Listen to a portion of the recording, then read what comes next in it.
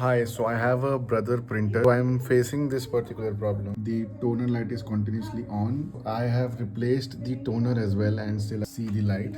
So I'll be trying some fixes myself. 5 hours later. Well, the light issue has been solved and you'll be able to solve it too. The result thing looks like this. So let's get started. First step is you need to take this out. That you should see this paper light blinking, which is fine. Next, we'll disconnect it from the power source.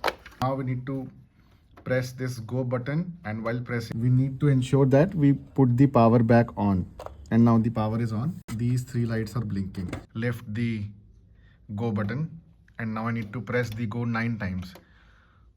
1 2 3 4 5 6 7 8 9, and now I need to press it 5 times.